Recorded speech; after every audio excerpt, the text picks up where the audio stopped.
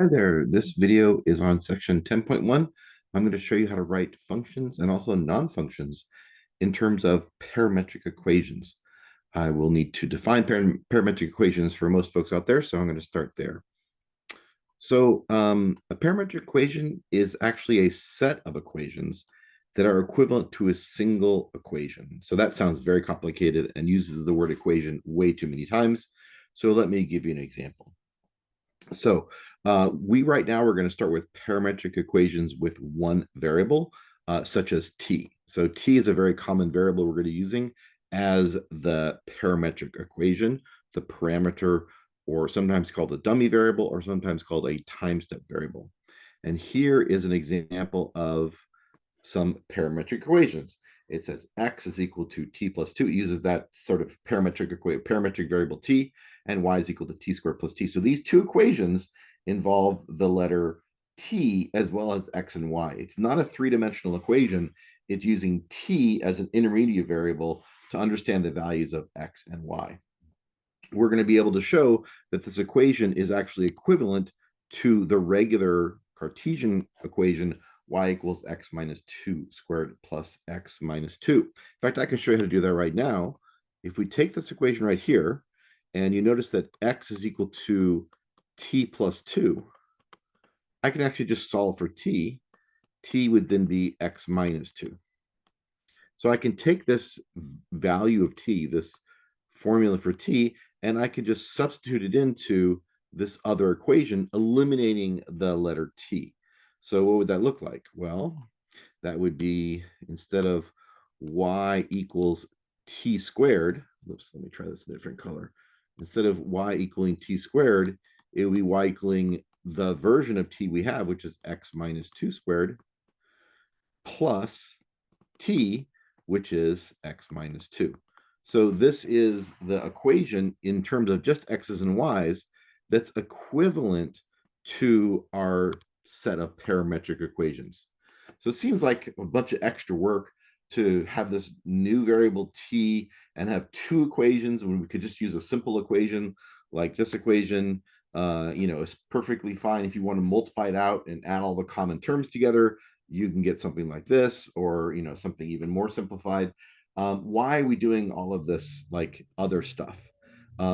Because the answer to your question that I asked for you is that this use of parametric equations allows us to do calculus, which with much more complicated functions than we would be able to do just normally with our normal yx functions. In fact, we can actually do calculus with non-functions, which used to be a kind of a taboo thing. If you remember your pre-calculus, your teacher is probably always telling you it's got to be a function. We got to test for a function. If it's not a function, you can't do this formula. We are now entering the realm where we can use this intermediate step of parameterization or parametric equations to rewrite a simple y equals x kind of equation or Cartesian equation in terms of these parametric equations and do calculus on the parametric equations. Well, that's getting way ahead of myself. So let's just start from the basics of understanding how to deal with these types of equations, as we would with any kind of equation. So, for example, can we graph them? Can we solve them? Can we do any other kinds of math on them? The answer is yes to all those kinds of questions. So let's get started with graphing.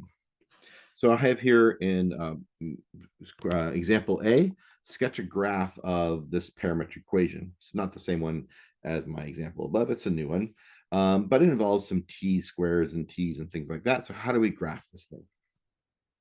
Well, if you remember back when you were learning algebra, the first way you learned how to graph things was plotting points. You may have learned some, sophisticated or sneaky ways or tricky things to do to make things more efficiently, certainly with different types of functions.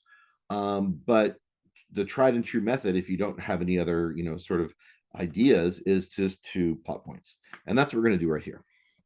So the way we plot points with parametric equations is we have to think about the fact that there's this t parameter that sort of guides what the x's and y's are. Depending on what t is, I get a different x and a different y. So I'm going to make a triple sort of table here with different t values. And for each t value, we can calculate an x value and a y value. For example, I can do t is 0, 1, 2, things like that, even 3. I might have room for that. If I stick in 0 into the x equation, I get 0 squared minus 2 times 0, which is 0. And if I take 0 into the y equation, I get 0 plus 1, which is 1. And really, this is what I'm going to be doing. I'm going to be sticking in the 1 into the x equation and the t equals 1 into the y equation. If I stick t equals 1 into the x equation, I get 1 squared minus 2 times 1, which I believe is negative 1. And if I stick 1 into the y equation, I get 1 plus 1, which is 2. Substituting 2 in, I get 2 squared minus 2 times 2, which is 0. And 2 plus 1 is 3. And finally, I put 3 in there. 3 squared is 9. 9 minus 2 times 3 is 9 minus 6, or 3. And 3 plus 1 is 4. Now, one thing to be cautious about in terms of like understanding parametric equations is you don't want to bias yourself with just positive numbers. There could be quite a big difference with negatives and with positives. So if you are trying to see what things look like, make sure you use some negative numbers as well. And sometimes, depending on the equation, you might want to use like pi and stuff like that if it's like a trig equation. So you have to be a little bit more flexible and then sort of just doing our normal 1, 2, 3 kind of numbers. So we're still using the same parametric equations. So t is -1, -1 squared is +1, -2 times -1 is +2, so the x value is 3. And then for the y, it's t plus 1. So when t is -1, -1 plus 1 is 0. And we can continue filling out this chart. Let's do a few more. -2 squared is +4, plus 4 is 8. And then -2 plus 1 is -1. And then -3 squared is 9. 9 plus 6 is 15. And this is -2. All right, and then we would essentially make a graph. And the graph we're going to be making has no t's in it. Remember, t is just a way of understanding what x and y are. That's why it's called kind of a dummy variable or just a time step variable. It's just a variable to help us figure out what x and y is. So our graph is still x's and y's. T is just helping us find those points. So when t is 0, I get the point x is 0, y is 1. And when t is 1, I get -1 and 2. So -1 and 2. And I can continue graphing. You notice I'm not really graphing any of the t numbers. The t numbers don't show up anywhere. When t is 2, I get 0, 3, which is right here. Right, x is 0, y is 3. Then I have x is 3 and y is 4, etc. Now, somehow these dots are going to be combined together, and you'll need to get enough dots together to be able to see the pattern of how to graph this. So that's essentially what we're doing here. You may already notice that this graph that I have shown you, at least so far, is not a function, because when x equals 0, I have two different y values. When x is 0, I have y is 1, and when x is 0, I have y is 3. They came from the t values of 0 and 2. All right, we're going to be using technology to help us graph these things, because graphing all of these things by hand is quite tedious. But you should understand what's happening, right? We're just doing a bunch of different values of t, and we're getting all the different x, y values and graphing them. So this parametric equations, x is t squared minus 2t, y is t plus 1. I've already typed into Desmos. Here's the, we do x comma y, where x is the t squared minus 2t, and the y is t plus 1. So I'm going to turn this on. And that's the graph, which doesn't look like it matches what we were doing a moment ago. We have a bigger graph, and we have more numbers. So what's going on here? Well, once again, you have to be careful about the t-step values. Desmos here defaulted from 0 to 1. Let's make that from like -3 to 3 or something. Let's see some numbers that were closer to what we did in our table in the lecture notes. All right, so -3 to 3 looks like this. And if we maybe want to go a little bit further this way, maybe -3 to 6 or something. Okay, so now we're kind of getting to see an idea what it is. Maybe we'll extend the other side too. Okay, so it looks sort of like a parabola on its side, is what the graph is. And of course, we can make these t-step values bigger and bigger and have more and more dots grown. But if I zoom in a little bit, now it looks like, you can kind of figure out what's going on here. So it's this sort of U-shaped thing going off to the right. And that's what the graph looks like. And hopefully you can understand why it's not a function. There's lots of values of x that have multiple, or at least two values of y, and therefore it does not satisfy the definition of a function. But as I've alluded to, that's okay now. We can do lots of math and calculus with these parametric versions of our equation. All right. So that was the idea of sketching a graph. Let's take the same set of equations, t squared minus 2t and t plus 1, so the same parametric equations, and we're going to write them as a single Cartesian equation. In other words, an equation that has no t's in it, only has x's and y's. So you may have an idea of how to do that based on what I did in the little introduction. So that's my parametric equations right here. And to get rid of t is just an algebra technique, right? You just have to solve for t somewhere and substitute in, or at least combine the equations together so the t's cancel out, or something so that the t's will no longer be in the equation. And there's different ways of doing it. I'll show you a couple of them today. So for the first one, looking at these two equations, the second equation comes sort of a little bit more to mind as easier than the first equation. In fact, it's pretty easy to solve for t just by subtracting one on both sides. Then I take this version of t and I substitute into the other equation. So that would give me x equals t squared minus 2 times t. And that is essentially your Cartesian equation. It's not solved for y. Some of these can't be solved for y. It's not even possible to solve for y. So that's not really our goal anymore. We just kind of want to make sure that we have like our equations with just x's and y's and no variable or t involved. If you wanted to, you could try to simplify this thing just by using your algebra skills and multiplying things out.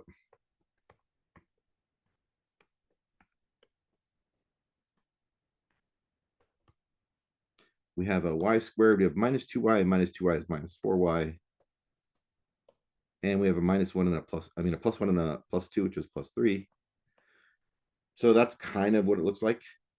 You could do some factoring techniques, or you could use a quadratic formula. There are different things to do depending on what your goal is and what you consider to be more simplified. But that's the idea of converting parametric equations into a single Cartesian equation. In other words, an xy equation. All right, so I'm going to show you another example of this in the next page. So for example, C, I have a couple of equations, parametric equations, involving the parameter t, and this is x is 2 cosine t and y is 2 sine t.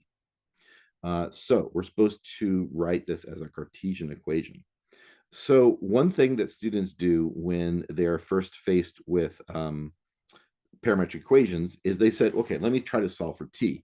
So maybe I'll take the first equation, x equals 2 cosine t, and I can divide by 2 on both sides.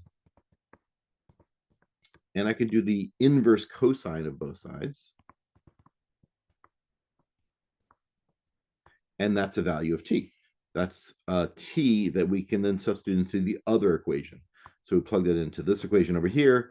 We get y is equal to 2 sine of inverse cosine of x over 2. And this is a mess. Now, some of you know how to simplify this. And it actually does simplify quite nicely.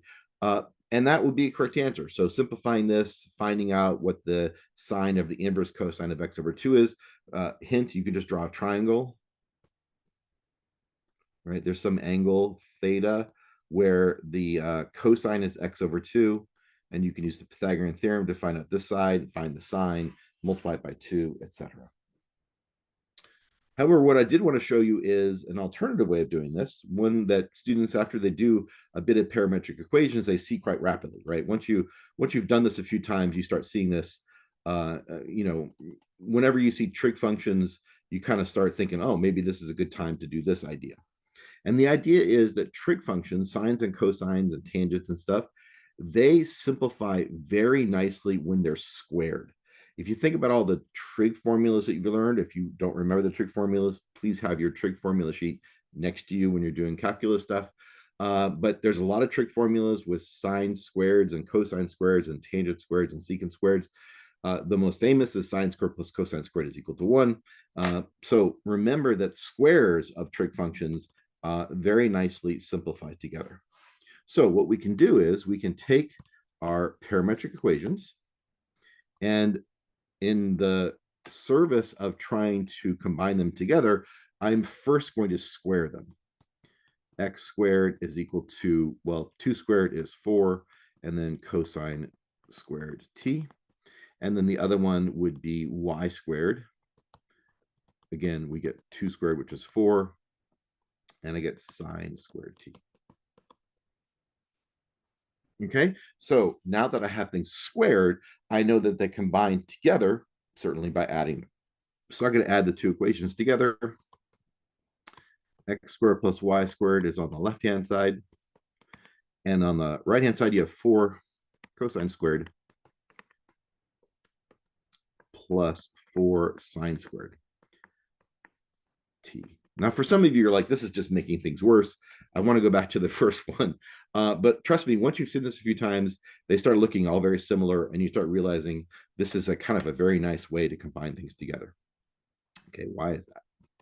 Well, we got x squared and y squared. Those are all already in terms of x's and y's, which is nice. And over here, we have 4 cosine squared plus 4 sine squared. If it's not visible to you, I'll just factor the 4 out so it makes it easier to see. We have a cosine squared plus a sine squared. And cosine squared plus sine squared is precisely 1. So we get x squared plus y squared is equal to 1. And that is a nice way of simplifying or sort of converting these parametric equations into our Cartesian equation, which is x's and y's. We need to do more. We need to simplify this one. And if you did all that, you maybe use the triangle or maybe use another identity to simplify the sign of the inverse cosine of x over 2, you would end up getting this same equation down here, just with a bit more work. Okay, so there's a second example of converting parametric equations into just a regular Cartesian equation.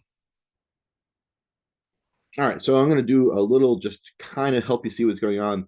This problem won't necessarily show up in your calculus, but I did want to use the opportunity just to sort of get you the idea of the stuff you've been learning before, the stuff you learned in pre-calculus translates perfectly over to parametric equations. So, for example, one of the things that you learn in pre-calculus, kind of one of the big ideas, is transformations. So, if you have y equals x squared, which is just a regular parabola, and then somehow you put in like an x minus 5 inside the parentheses, you're augmenting, you're subtracting 5 from all the x values. This is a transformation where it actually moves the graph. It moves it 5 spaces to the right. Right, so that may be something you remember. If not, it's a good thing to review transformations. They do come up quite a bit. So if you put that minus 5 in there with the x, it moves it 5 spaces to the right. If you put a minus 5 with the y, it moves us 5 spaces up, right? So it kind of does those sorts of transformations to the function. There were other transformations you learn, but I'm just going to start with the simple one, just for you to get the idea of how this translates into our world of parametric equations. Okay, so we have this set of parametric equations compared to this set of parametric equations, right? So the one on the left, the one I circled in blue, if you're color sighted, is the same as the one I have on the right in red, except that it's a +1 with the x and a -2 with the y.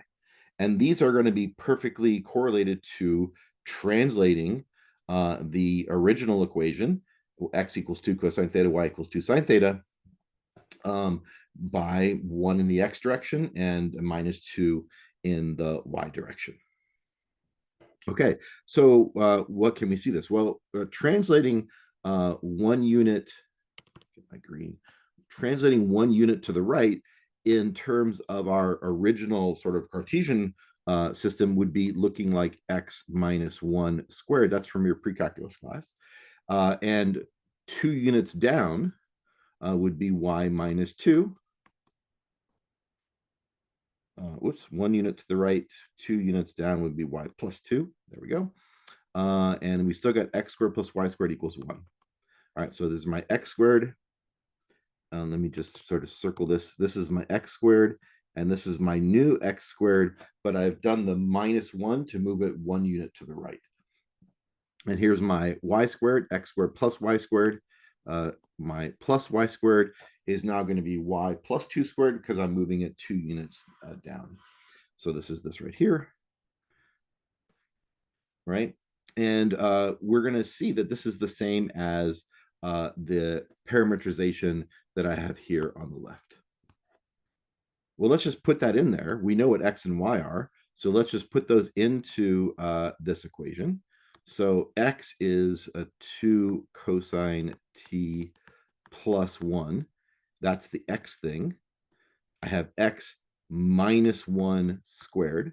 So there's my x, which is 2 cosine t plus 1 minus 1 squared. And then I have plus, and the y thing is, well, that's 2 sine t minus 2 plus 2 squared.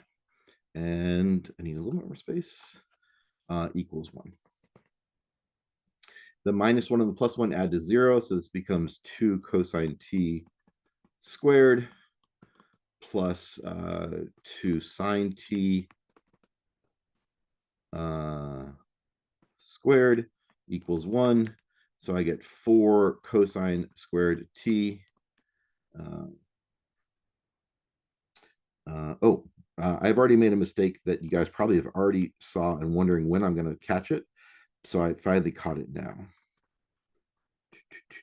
Okay, so where's my mistake? My mistake was in the previous problem where, let me go right up real quick. I factored out the 4 cosine squared plus sine squared is equal to 1, but 4 times 1 is equal to 4, not 1. So I was so excited that the cosine squared plus sine squared completely sort of cancel each other out. They sum to equal 1 that I forgot about the 4. So the equation is x squared plus y squared equals 4 because the 4 didn't go anyway. So this should be a 4 over here. And I started realizing my mistake because it doesn't add up over here on our translation. So the x minus 1 squared plus y plus 2 squared equals 4. So let me just update this right-hand side to be 4 each time. Okay, sorry about that. All right, so I can again factor out the 4.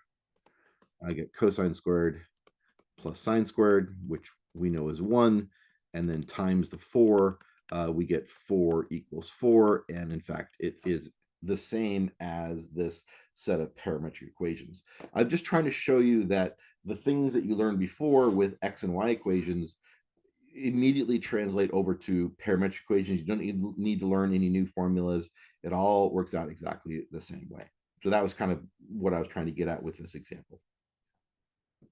All right, so we're going to sketch a graph of the 2 cosine t plus 1 and the 2 sine t minus 2. We're going to compare that to the original 2 cosine t y equals 2 sine t. I don't know if I even graphed this up here. Did I forget to graph this? I think I may have forgotten to graph this. So I was so excited about converting it, I forgot to graph it. So let me graph it now. This is 2 cosine t, 2 sine t. I already typed these in, so it should be easy. Yeah, here's 2 cosine t, 2 sine t is this one right here. And I got a little smudging. But once again, I need to make things bigger. Maybe I'll go from -3 to 3 again. -3 to 3. Did I do it? I forgot the negative. So there's -3 to 3. It looks like a circle, which is nice because our equation x squared plus y squared equals 4 is the equation of a circle. So if you remember that from your pre-calculus, that's an equation x squared plus y squared equals the radius squared. So that would have a radius of 2. So a circle centered at the origin with a radius of 2. And is that our picture? Here's centered at the origin. And if you can't see, that is in fact a radius of 2. Zooming in, I noticed it doesn't go quite go around. So I need a bigger t-step. So I did this a little bit to show you that in terms of trig, if you got to go back and remember your trig stuff, the sines and cosines and such are 2 pi periodic, which means you have to have a distance and the angle of 2 pi before the numbers start repeating themselves. So instead of going from -3 to +3, I'm going to go from negative pi to positive pi. That is a distance of 2 pi. Negative pi to 2 pi gives me a complete circle. You could have also gone from 0 to 2 pi. That would also be a span of the period of 2 pi radians. So as long as you kind of keep that in mind with trig functions, you're going to have to sort of think in the pi world and the radian world.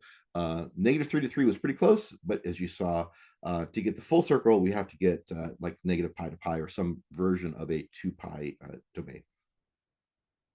All right. Well, here's the new one, the translated one. I originally kind of wanted people to think about how to graph this one like without using technology and then to verify using technology. Maybe this is a good time for people to pause the video and see if you remember how to graph this thing without using technology. It's a really good skill to have in terms of just understanding what things look like. And it does come up in various ways. Remember, we do a T, an X, and a Y. And I recommend that you don't just do 0, 1, 2, 3 for the T values because we have trig functions. And there are certain trig angles which are very nice to compute trig values of, specifically 0, pi over 6, pi over 4, pi over 3.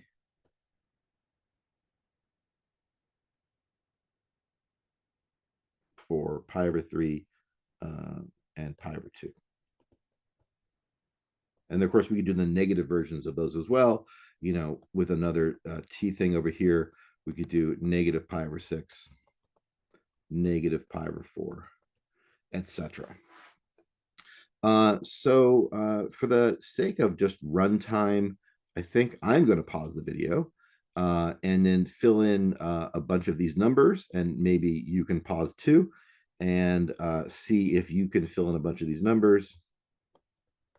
And then we're going to just verify everything using technology anyway.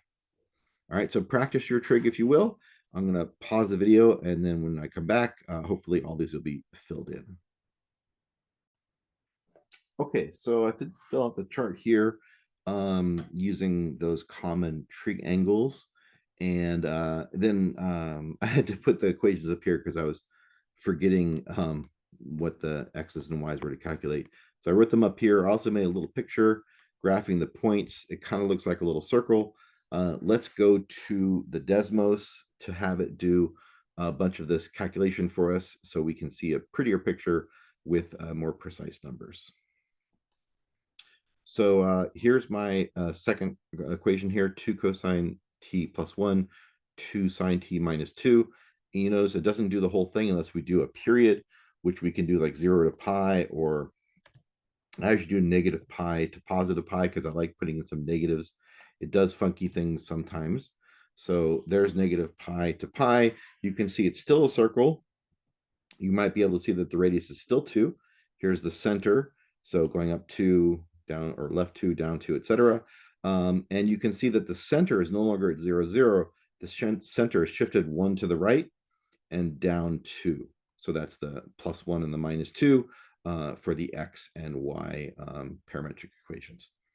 So I don't know if this is illustrative or not, but I'm trying to tie together this new funky thing called parametric equations to all the math you've done before. It's not like we're learning anything new.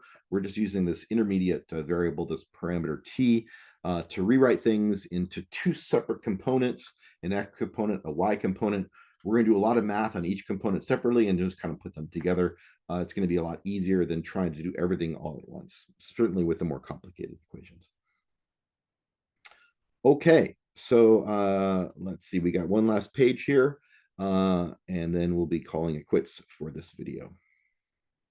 Okay, so example F here, the equation x equals y to the 4th minus 3y squared is not a function. We can verify this very quickly using a graph. Turn off these guys. Here's my equation. I already typed in all the equations. You can see this is kind of this W on its side sort of thing. Definitely there are values of x that have multiple values of y. -1 appears to have 4 values of y. So definitely not a function according to our definition.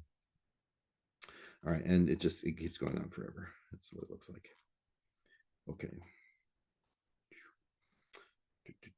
Okay. We're going to write this as parametric equations. So here we're taking a Cartesian equation, an XY equation, and we're going to write them as our XY parametric equations. So there are various ways of doing this. There's not one answer to the parametric equations. And a simple way of doing it is just like sort of making one of them directly equal to t. For example, we could just make x equal to t, right? And then we get y to the fourth minus 3y squared equals t. Now this is kind of messy because we kind of want y by itself instead of like y to the fourth minus 3y squared by itself. So that would work, but not as desirable as maybe let's say y equaling t. If y equals t, then putting this into there, we get x equals y to the fourth, which is t to the fourth, minus 3y squared. Remember, y is just t. And this is much nicer in terms of parametric equations because it's just solve for x and solve for y. These are nice, simple equations. Technically, the one over here on the left with y to the fourth minus 3y squared equals t, that's kind of correct, but no one in a math class is ever going to do this. We're not going to want you to do this, so we're not going to give you full credit for that. We really want you to write it as simple parametric equations like these over here on the right. And as I said, they're different answers. So you could like write y is equal to t squared and get a very nice example as well. So let me show you that.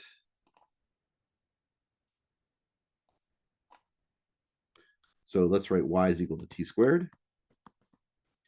Again, this is our equation right here. So what does x equal? Well, t to the fourth would be t squared squared. So that would just be y squared. Right, excuse me. Y is equal to t squared. X is equal to y to the fourth. Getting ahead of myself. Y to the fourth is y squared squared. Okay. Let's reverse this. Let's pretend I didn't do any of this and just start over. Okay. So the other way of making this is y squared equal to t, which means y is equal to plus or minus the square root of t. Okay, there we go. So if y squared is equal to t, then x is equal to y squared squared minus 3y squared. So it'd be x is equal to, remember, y squared is just t. So it'd be t squared minus a 3y squared would be 3t. So this equation here and this equation here, although it's not really written in y equals, you could write it in y equals like this. These would be another way of writing parametric equations. Let's just say this one and this one, since they're both solved for x and y, which is really what they're trying to get you to do, write a simple equation for x and for y, instead of having this parameter t. So we're going back and forth between our Cartesian system with x's and y's and this parametrized version with this intermediate parameter t. All right, so I just mentioned again, our big idea, what we're going to be doing in the next section is we're going to do calculus on all kinds of crazy equations, even if they're not functions, even if they don't seem like the formula is going to work. We can do them using our parametrization, our parametric equations instead of the coordinate or the Cartesian equation. All righty, so let's do another example of converting. So I have example G here. We have x squared over 9 plus y squared over 16 equals 1. And that's our Cartesian system. And we want to write this as a polar or parametric equation, not polar, parametric equations. So how do we write these as parametric equations? Again, there are many ways of doing this. The question is, can we do it in a very nice way? This is another one where if once you see it a couple times, you'll realize, oh yeah, that's a trick that's going to work every time I see this kind of thing. And the idea is, remember the squares, x squared and y squared. The idea is that trig stuff simplifies very nicely if you have sine squares and cosine squares. So for this one, I'm just going to show you how to do it because I'm going to give you some experience. You're going to see this and start seeing it in other equations, in other problems in the homework. You'll see, oh, okay, this is kind of like the one Jim did in the lecture notes. So I'm going to let x equal 3 and either sine or cosine. I'm going to let it be cosine because traditional x is cosine from the way the definition of cosine is, but you could actually do it the other way around. So I'm going to say x equals 3 cosine t. When I square that, x squared is going to be 9 cosine squared t, and the 9 divided by 9 are going to make the numbers go away, and I'll have just cosine squared. At the same time, I'm going to let y be 4 sine t. That way, when I square it, I get 16 sine squared t, and the 16s will divide out. So if I take these things right here and I put them into my equation, what do I get? I get x squared, which is the 9 cosine squared t over 9, plus the y squared, which is 16 sine squared t over 16 equals 1. The 9s divide out. The 16s divide out. And you can see that it works out. So this parameterization right here is equivalent to this equation right here. Right? If we let x be 3 cosine t, y equals 4 sine t, then you can verify that the equation actually is true. So this is a common parameterization when you see squares of things. When you see sines and cosines, you want to square them. When you see x squareds and y squareds, you want to think about sines and cosines. Well, cosine for the x and sine for the y is the traditional way of doing it. All right, so those are just a bunch of little examples. Each problem is going to have a little bit different flair. Practice is key here, just experience. Once you've done a bunch of these, you start realizing, okay, it's another one of these ones where they have the square, another one of these where they have a square root. So you're going to be able to sort of see a pattern and be able to convert between parametric and Cartesian much easier after you do a few practice problems. All right, so at the end of the video, I'm just going to do something which is primarily just for show. I'm going to demonstrate the graphs of some parametric equations. So t plus sine 5t, t plus sine 5t, x is t plus sine 5t, y is t plus sine 6t. So I'm going to just give you an idea of what some of these parametric equations can do for us. It only takes me about a minute, so sit back and enjoy. So here's that one, t plus sine 5t is the x, t plus sine 6t is the y. I get a little squiggly like this. Remember, we need, like not 0 to 1. Let's do a negative pi to pi. Oh my gosh. So that's what the graph looks like. In fact, because this is not just a sine function, it's not just periodic, it has a t in there, we can actually go beyond negative pi. We can go to like negative 10 to 10. Because it has sort of t values in there as well. And you can see this it's insane looking graph. That's the graph of very simplistic parametric equations. Just crazy looking graph. I thought that was kind of neat. That was this one right here when I just have t plus sine 5t, t plus sine 6t. Right, let's do the next one, 3 secant and 4 tangent. That's this one right here. So this is going to be the graph of hyperbola. So hyperbolas, which have notoriously complicated equations with x squareds and minus y squareds and numbers and things like that, can be written very simply as 3 secant t and 4 tangent t. That is a hyperbola. And notice I went from negative pi to pi just to emphasize, the fact that these are trig functions. So I need some periodic thing. Okay. Next up is sine 9t and sine 10t. Okay, so we'll see what that looks like.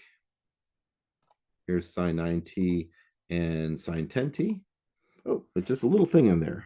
Just a little thing. Oh, and remember, I need to go by some radian things. Now, I don't really need to do as much as negative pi and pi because these periods are smaller than 2 pi, but that's okay. Did I actually get a square? Let's zoom in a little bit. No, this is what I got. I got this kaleidoscope design inside of basically what looks like a square. Very, very interesting to me, at least as a math person, that these very simplistic parametric equations produces this extremely complicated, like diagonal lattice of a graph. I just think that's kind of cool. All right, we have one last one, which of course is in lecture notes. I can toggle back and forth. It's the 2.3 cosine 10t, cosine 23t for the x, and a similar version, except for the minus and a sines for the y. So just a little demo, just a little fun here of what it looks like.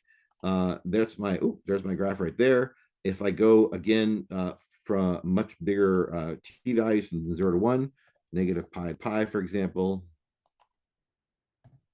I get this sort of circular spiral thing. So before I had a square spiral thing, now I have a circular spiral thing.